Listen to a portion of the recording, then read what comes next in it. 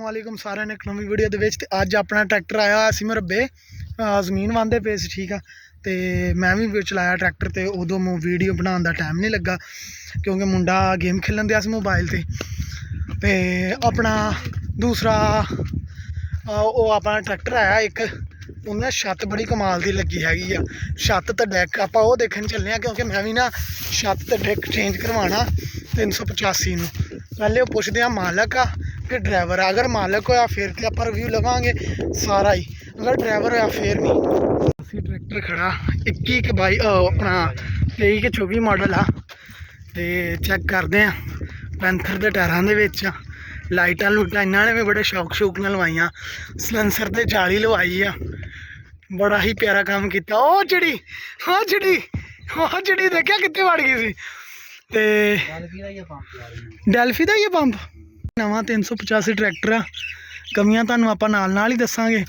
असां दूसरे यूट्यूबर नहीं, इहदे स्पेसर नहीं गा, इहदे स्पेसर कोई नहीं गा, शीट भी है नहीं भाई। ये 24 मॉडल नहीं गा, ये 23 मॉडल आ। 24 मॉडल दी ना सीधी करती उन्होंने। ये मॉडल आ, ठीक है जी। आ देख लो, चेक कर लो। नहीं थे एग्रीकल्चर इंडस्ट्री ये कित्थों दी आ? 6 kilometre Sheikhupura, 9 kilometre Sheikhupura road Miller. ठीक है जी। बाकी हुक चेक है, हुक भी बड़ी प्यारी लाई है, ठीक है। बाकी सारा सेम आ। ते भाजी इत्थे काम पूरा आ प्लेट पूरी होनी चाहिए सी। आ जी प्लेट है ना, ये पूरी उनके थल्ले भी जानी चाहिए सी।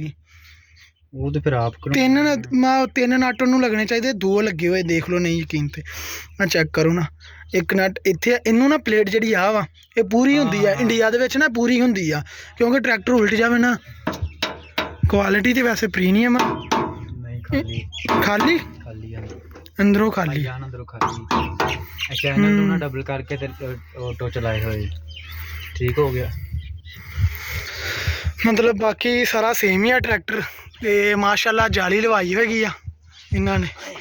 हाँ चेक करके प्रीमियम 326 किलोमीटर 326 घंटे चले आज 326 घंटे चलिया 326 घंटे चलिया। ते आ देख लो ट्रैक्टर आन के सिर्फ खड़ा ही होया, चेक कर लो।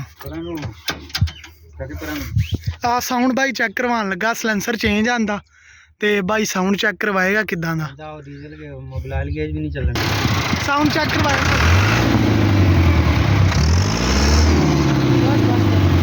साउंड प्रीमियम जिहा दिंदा, बड़ा प्यारा साउंड च फर्क आया ना अपने ट्रैक्टर वाले बंदे च। बस बस बस ना बस कर।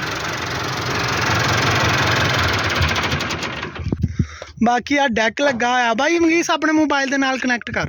इन्नी छत ते आ जाओ जी। छत के उपर माशाल्लाह इन्होंने आ लगाया है वा अपना फैन लगा होया, छत लगी हुई आ। एग्री दे अगे लाइटां लगाइयां, ठीक है तुहाडे सामने। सलेंसर चेंज किया, वड्डा इन्होंने बुफर रखाए आ। ते साइडां ते हत्थ फड़न वास्ते आपां इदां करदे आ, फड़न वास्ते फाड़ के इत्थे ना फड़न वास्ते लगाए है जो ट्रैक्टर चलाते हो उदों इनू पकड़न वास्ते। ते पक्खा भी बड़ा क्वालिटी दी उत्ते आ लाई हुई, ठीक है। इधर भी लाइटां लगाइयां, अगे भी 2 लाइटां, ठीक है। उत्थे वो जड़ियां पिछली साइड ते भी लाइटां देखदे। उधर लगाया वा दूसरा घूमन वाला जिहड़ा इशारे वाला। बाकी चीज़ां चेक कर लो।